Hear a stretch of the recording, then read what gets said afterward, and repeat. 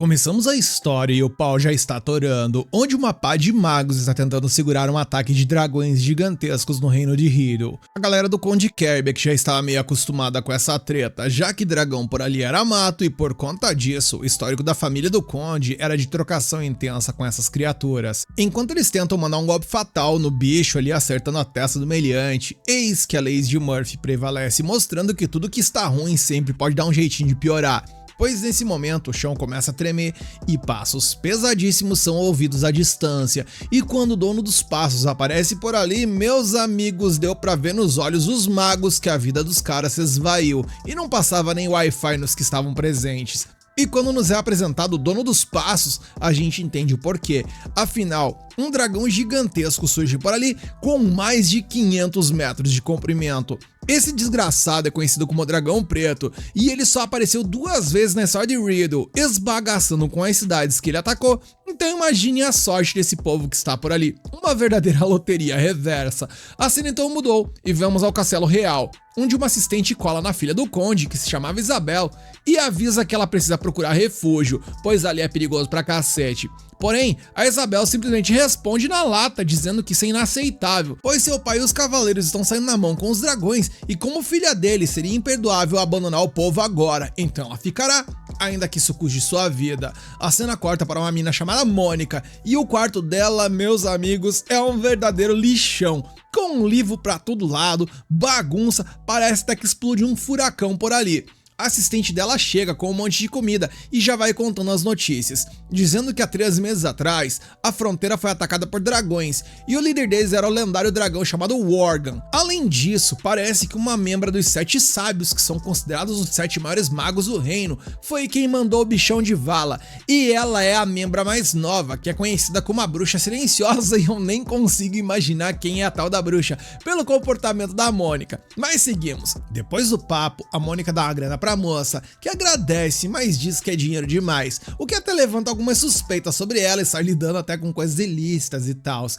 Nisso a garota pergunta sobre o que ela faz da vida e qual o seu trampo, ao que a Mônica gagueja e manda sou um especialista em cálculos. Ao que a menina pergunta se seria tipo uma doutora em cálculos, e a Mônica diz que é algo do tipo. Nisso, a menina diz que então os outros doutores em cálculos vieram visitar ela, pois eles falaram que queriam ver ela, dizendo que eram seus colegas de trabalho e tals. E bem, a Mônica começa a tremer mais que vara verde ao ouvir isso, e ao ouvir uma voz masculina na porta, a Mônica sente sua alma praticamente desencarnar, e juntando o pouco de força que ela ainda possui dentro de si, ela se vira lentamente e vê um rapaz junto com outra moça, e tudo que ela consegue, nesse momento, é bater a porta na cara do cidadão. O nome do cidadão pelo visto é Louis, mas a nossa bruxinha detentora de atributos zero em interação social apenas manda um lololô enquanto tenta manter a porta fechada. Ao que o rapaz que força a porta pra abrir diz que é pra parar de dar apelidos engraçados pra ele e ficar chamando de lololô. Nisso a bruxinha apenas cede a passagem e Louis apenas agradece a mocinha que ajudou a encontrar a casa da Mônica. Ao que a menina, na mais pura elegância e inocência, diz que não foi nada, indo embora na sequência,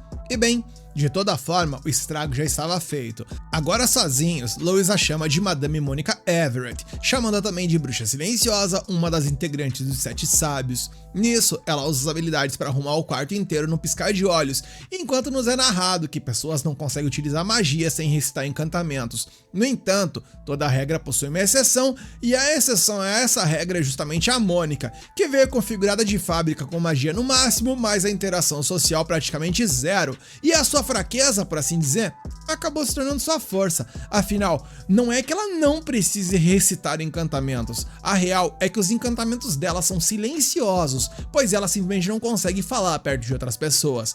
A gente então acompanha um flashback dela no Instituto de Magia, toda travada, tremendo, mal conseguindo falar e até desmaiando nos piores casos, e estando quase que determinada a desistir. Foi quando a mina teve uma ideia genial, um momento de 500 de QI. Se ela não consegue falar na frente dos outros, então por que ela não usa magia sem falar nada? E não é que deu certo, ela apagou a vela do teste sem dizer uma única palavra, e assim o talento dela cresceu e ela subiu na vida. Depois de toda essa palestrinha, voltamos para a realidade. E o visitante fala para ela: tô vendo que você continua desperdiçando seu talento, colega maga. E na sequência pede a Arin, que é uma espírito superior do vento, para lançar uma barreira para que ninguém ouça a conversa. E aí o Louis vai direto ao ponto, ele precisa de um favor. Ele estava trabalhando como guarda pessoal do segundo príncipe, em segredo, a mando do rei. A Mônica questiona: mas você não é da facção do primeiro príncipe? Ele responde que sim, mas foi encarregado de proteger o segundo príncipe por algum motivo. O que importa é que ele tinha que proteger o príncipe sem que ele soubesse. O tal príncipe Félix está estudando num colégio interno, a Academia Serendia. Para se infiltrar lá, o Louis preparou um broche mágico que rastreia e protege, e assim ele poderia monitorar o cara 24 horas por dia. A Mônica se questiona se ele não tá fazendo perseguição, mas ele diz que é normal seguir quem você protege. Ela fica nervosa, perguntando se o príncipe não ficará bravo se descobrir. Mas Louis, propondo uma solução de milhões, apenas diz que contornar isso é fácil, ou seja, basta o príncipe não descobrir. E caras, o visionário é um gênio. Até a Mônica ficou perplexa perante a tamanha sabedoria do ser que estava à sua frente, como vocês podem perceber. Louis continua e explica que o broche que deu ao príncipe foi passado a ele como se fosse um presente do próprio rei para o seu filho. Só que parece que ele quebrou um dia depois que ele aceitou, algo que deixou o Louis, para dizer um mínimo, completamente pistola.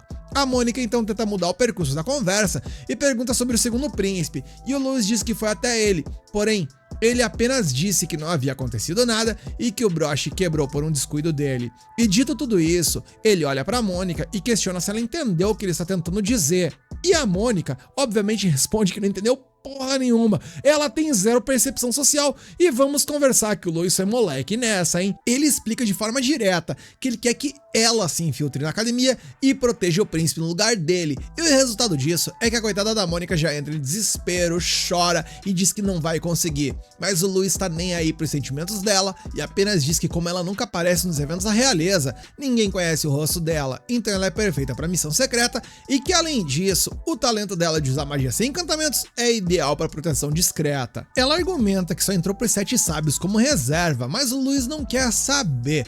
Afinal, o rei deu a ele a responsabilidade, o que significa que ela não tem escolha a não ser concordar, e por livre e espontânea pressão excessiva, a Mônica aceita e o Louis relaxa, assim como o gato que não tancou o almoço e foi de cochilos e começa a contar os detalhes do plano. E como vocês podem ver, a Mônica tá absorvendo o conteúdo por osmose, pois parece não entender uma palavra do que ele diz. Ele então conta a história de uma garota órfã que foi adotada pela Condessa Kerbeck e deu a essa menina muito amor, ao que a Mônica fica feliz, pois essa parece uma história feliz. Porém, contudo e entretanto, infelizmente a Condessa partiu dessa pra melhor e por conta disso a garotinha virou empregada da filha cruel do conde e foi forçada a ir pra academia como criada dela, algo que a Mônica entende que foi cruel pra cacete. E quando a Mônica tá se lavando de chorar, é aí que vem o plot twist, pois Louis solta a bomba, dizendo que ela será a pobre coitada em questão, e a Mônica fica em choque, sem reação. Nisso o tempo até passou, a noite chegou e a Mônica continua lá, paralisada.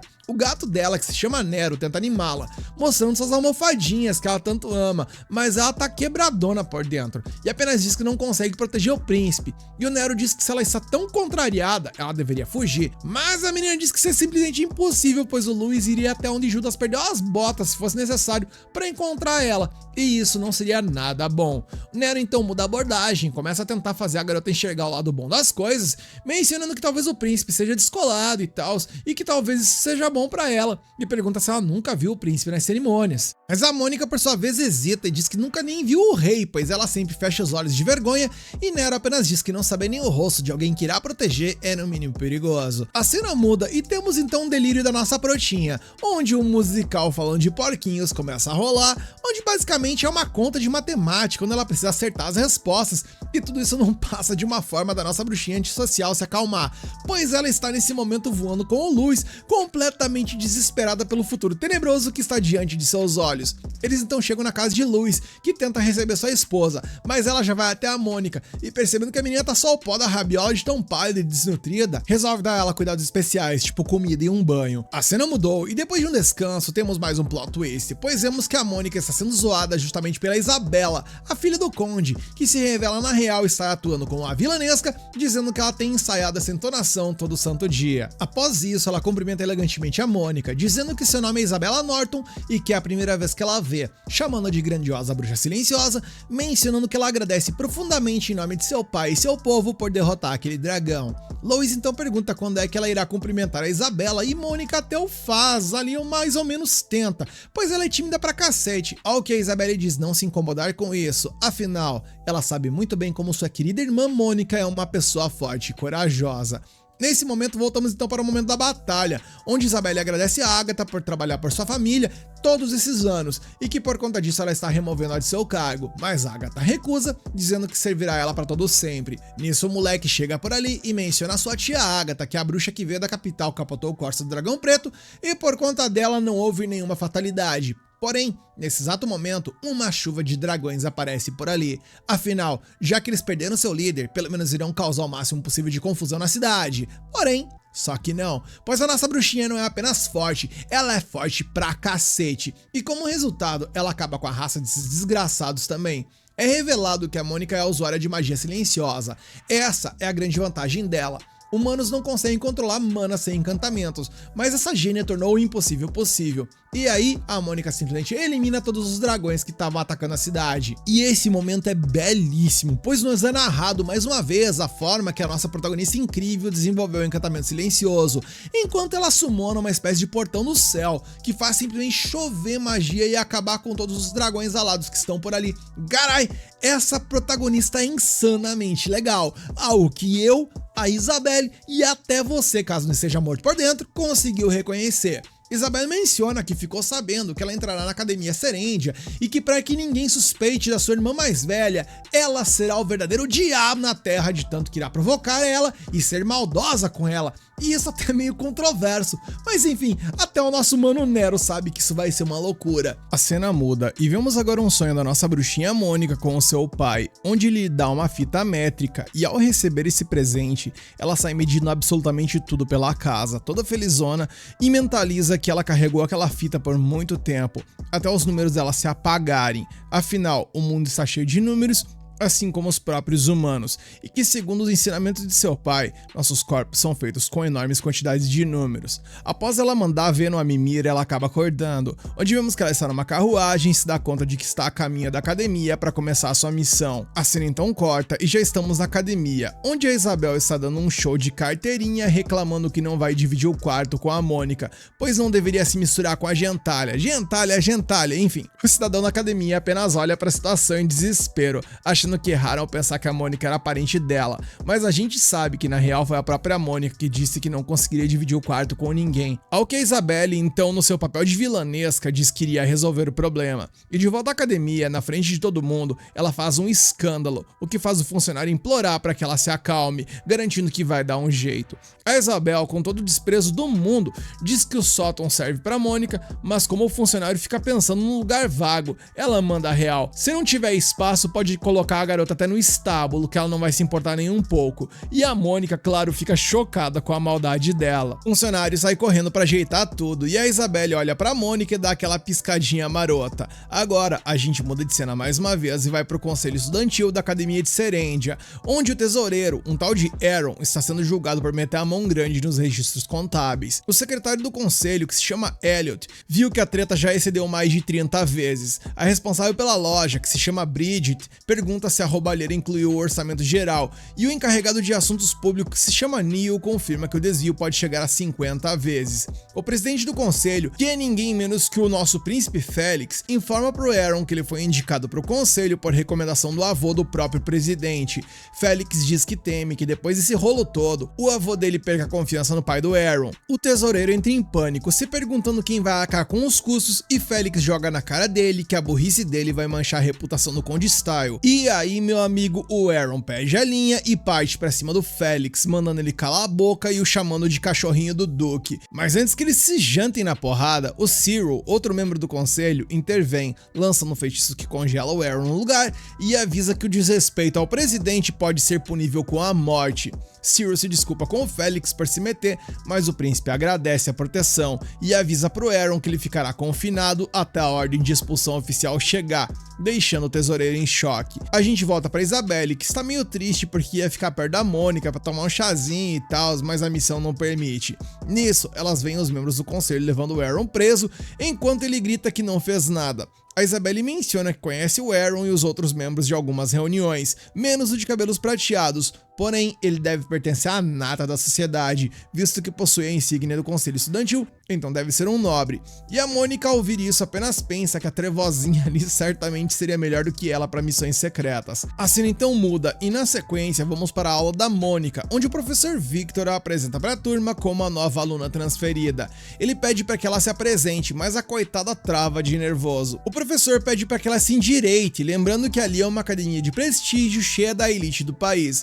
Mônica lembra de como sofria bullying dos colegas e não consegue falar uma única palavra, até que o professor a manda sentar. Enquanto os alunos fofocam, uma estudante chamada Lana se aproxima e pergunta por que ela usa o cabelo com tranças, e a Mônica, sem jeito, diz que não sabe fazer outro penteado. Lana percebe que as outras meninas estão falando delas, o que deixa a Mônica super envergonhada, mas a Lana não recua e continua perguntando coisas. Dessa vez ela quer saber de onde ela veio, e ao saber que é de Lianak, uma cidade litorânea na fronteira, ela fica toda animada. Ela pergunta o que tá na moda por lá, mas meus amigos, como é que a nossa bruxinha reclusa seria capaz de responder essa pergunta? Ela só diz que não entende muito dessas coisas e se desculpa mais uma vez. Lana, mostrando uma determinação de milhões, então se aproxima e conta que está bombando na capital é aquele batom que ela está utilizando, o que deixa a Mônica curiosa, e as patricinhas da sala, linguarudas por um cacete, comentam que a Lana tá se exibindo pra Mônica por ser rica, mas a Lana nem liga e simplesmente ignora. Ela então pega o cabelo da Mônica, desfaz a trança e pede pra ela não se mexer, e a nossa protinha fica em parafuso de ansiedade, mas acaba concordando. Lana então faz um penteado novo nela e diz que é fácil e que ensina pra ela depois. Quando a Mônica se olha no espelho, ela fica maravilhada e percebe que nem agradeceu a garota. E depois da aula, a Mônica fica vagando pela academia, morrendo de medo de ser vista e tentando evitar os outros alunos a todo custo, mesmo sabendo que ainda assim ela precisa proteger o príncipe, e quando ela até pensou em desistir, acabou se lembrando do castigo do Louis e declarar pra si mesma que vai dar o seu melhor na missão, o que acaba chamando a atenção de alguns alunos que estão por ali. Ela corre pra um lugar vazio, pega um pouco de comida e se pergunta se aquilo ali vai ser suficiente ou não. Ela então vai para o lugar mais calmo possível e dá de cara com quem, meus queridos? Sim, com o príncipe Félix. Ela recua na hora para procurar outro canto, sem saber que ele era ele, e é aí que o Elliot a pega no pulo, dizendo que ela caiu na armadilha. Ele pergunta se o que ela tem na mão é uma arma, mas ela diz que é a comida dela. Ele não acredita, achando que ninguém guarda comida no bolso, e a arrasta pra diretoria. A Mônica entra em pânico, acaba caindo no chão e derruba justamente a comida dela e sente dor pelo jeito que foi segurada. Félix manda o Elliot soltá-la, mas o secretário insiste que ela tá trabalhando com o Aaron, ao que o príncipe o manda fechar a matraca e o Elliot finalmente a solta. Félix se aproxima e diz que ouviu falar de uma aluna transferida e pergunta se é ela. Ela, toda envergonhada, confirma que se chama Mônica. Félix diz pro Elliot que ela não é cúmplice de ninguém e é só um esquilinho que se perdeu. Ele pega a noz do chão, entrega pra ela e pede desculpas. Enquanto a Mônica tenta agradecer, ela percebe um vaso caindo na direção do príncipe e usa sua magia para desviar o objeto, enquanto o príncipe se atira nela para a salvar e Elliot corre para investigar. Félix pergunta se ela está bem, mas a coitada desmaia com tanto contato e sonha que está sendo sequestrada e torturada. Ela então acorda em pânico com a Selma, da comissão de saúde da turma dela, perguntando se está tudo bem.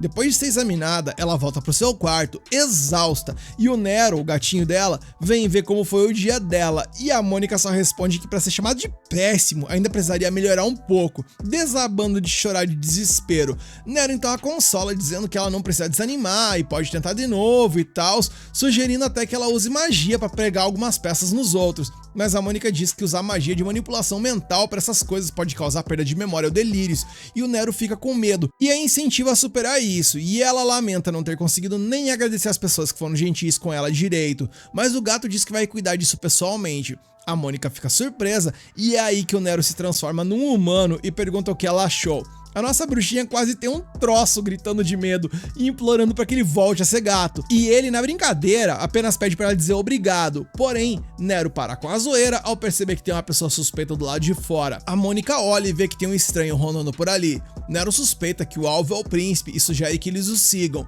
mas a Mônica, utilizando sua magia, mencionou que já viu aquele cara antes. A cena mudou e temos um flashback dela lembrando de seu pai, onde ela perguntava para ele se após ele terminar o cálculo que estava realizando, a pesquisa também terminaria. E ele respondeu que não, aquilo era só o primeiro passo e que ao final essa pesquisa também poderia se mostrar inútil. E inclusive talvez ele nem a termine até o final de sua vida, algo que ela não entendeu muito bem. Afinal, ele se esforçava tanto. Voltando para o presente, ela está arrumando o cabelo e questionando ao Nero sobre o que seria algo útil para ele. E ele responde filosofia, se achando o gato com um QI de 500 e tals, só por conhecer essa palavra, pedindo para ela o elogiar, e ela entrando na dança acabou elogiando. O gato então cai na real e diz que isso é útil. No caso, os elogios dela, segundo ele, são úteis, pois eles o deixam feliz e quentinho por dentro. Eita, momento overdose de fofura. Ele continua e diz que na real também não tem importância se divertir com algo supostamente inútil. A vida também é formada por inúmeras inutilidades e a Mônica só pensa que já está sendo um esforço descomunal apenas para se manter viva. Se divertir com algo potencialmente inútil já está em outro nível. Porém, esse momento desbloqueia a continuação do raciocínio de seu pai, onde ele diz que quanto mais difícil for um desafio, mais divertido ele será, e ela percebe que precisa se desafiar. No dia seguinte, ela vai para a aula e tenta falar com a Lana. A amiga fica surpresa com o visual da Mônica, que tentou copiar o penteado do dia anterior, mas falhou miseravelmente. Ela entrega uma fita pra Lana como agradecimento, mas a amiga diz que não precisa. Mônica então pede pra Lana ensinar o penteado de novo, só que a forma como ela está se comunicando é tão catastrófica que chega a ser hilária, e isso faz com que a Lana caia na gargalhada e a manda sentar. E enquanto ensina, Lana conta que o pente é feito à mão por um artesão e decorado com pedras preciosas. De repente ela para, dizendo que suas histórias são chatas e que por isso ela fala tanto. Mônica fica nervosa de novo, dizendo que as histórias dela também devem ser chatas, já que só falam de números, algo que faz Lana rir e, por consequência, as duas acabam rindo juntas. A Mônica se olha no espelho e fica encantada com seu visual. A posição da trança, o ângulo, a quantidade de cabelo, tudo fazia diferença, mas a Lana diz que essas coisas não se medem com números, mas se medem com sentimentos, algo que provavelmente a nossa protinha não entenda muito bem. Ela então manda a Mônica desfazer e tentar de novo, e a nossa prota fica com dó de estragar o penteado, mas a Lana fica brava, dizendo que ela nunca vai aprender se não fizer sozinha. É nesse momento que o Elliot entra na sala, surpreendendo todo mundo, menos a Mônica, que se esconde na hora. Ele a encontra e diz que ela sempre se parece com um esquilinho assustado, e ela toda vermelha diz que ela é uma humana, e ele manda ela ficar quieta e segui-lo. Eles vão para a sala do conselho, onde o Félix se desculpa por chamá-la de repente e se apresenta como o presidente. Mônica fica surpresa ao pensar que a pessoa que ela conheceu ontem era justamente o príncipe, e mesmo estando nervosa pra caramba, ela o agradece e o príncipe se questiona se fez algo para ser agradecido, ao que ela responde que é pelas nozes e pela sala da enfermaria, e ele apenas pede para que ela não se preocupe com essas coisas. Ela então pergunta por que ele fugiu do dormitório na noite anterior, o que deixa o Elliot pistola, pois é a primeira vez que ele ouve falar disso. O príncipe dá uma desentendida e pergunta sobre o que ela está falando, mas ela, mesmo nervosa, explica que viu da janela do quarto dela. Ele continua e diz que talvez seja alguém suspeito, perguntando se ela lembra das características, mas ela responde que ele estava de capuz, então ela não conseguiu ver direito o rosto dele, só que o porte físico era idêntico ao dele. Félix argumenta que muita gente tem o porte dele, mas aí, meu amigo, a coisa ficou feia pra ele, pois a nossa bruxinha matemática apresenta provas e evidências de que era ele mesmo através das proporções geométricas dele, e após apresentar uma verdadeira tese de doutorado sobre a proporção áurea, ela sente que simplesmente se excedeu e pisou na bola, e o Elliot pergunta se essa palestrinha prova o que a esquilinha disse, e o Félix apenas confirma, informando que não houve nenhum progresso, e o Elliot apenas resmunga, dizendo que se o Cyril descobrir sobre isso, irá desmaiar. Félix diz que estava certo sobre a Mônica ser só uma esquilinha que não faria mal a uma mosca, afinal, se ela fosse uma assassina, não teria hesitado em atacá-lo quando estavam sozinhos. Elliot então pergunta sobre o vaso de flores que caiu neles, e Mônica acha que aquilo ali foi um acidente, mas Félix explica que tudo começou com a fraude do tesoureiro. Para pegá-lo, eles decidiram trancá-lo no dormitório. O Aaron deu a entender que tinha um parceiro, então o Elliot armou uma armadilha no quintal. A Mônica fica em choque ao perceber que para eles ela era a suspeita de ser uma assassina, imaginando o Luiz dizendo que ela sempre consegue as coisas de maneiras inesperadas. Elliot então vira para ela e pergunta se ela é parceira do Aaron, e obviamente ela nega. E aí vem a reviravolta que ninguém esperava. Ele pede pra ela encontrar o verdadeiro parceiro e a Mônica, obviamente assinando um cheque em branco apenas pra se safar sem nem processar o que está dizendo, apenas responde que promete que vai ajudar. E com isso o Félix diz que vai deixar o caso com ela. A cena muda e vemos que o que sobrou da Mônica está no quintal, chorando horrores com o que aconteceu, enquanto Nero diz que ela basicamente virou uma guarda-costas pessoal e pergunta se ser considerada uma assassina é um problema, deixando nossa bruxinha ainda mais chocada. Nisso o episódio acaba e parece que quanto mais a nossa protinha tenta escapar das situações, mais ela se enterra. E eu estou gostando muito desse anime, principalmente da comédia dele, onde agora nos resta aguardar uma semaninha pra ver onde essa história irá caminhar. Você quer a continuação dessa história? Então deixa aqui nos comentários que você quer a continuação, mete o dedão like no hype pra fortalecer o vídeo e se inscreve e ativa o sininho pra não perder nenhuma novidade.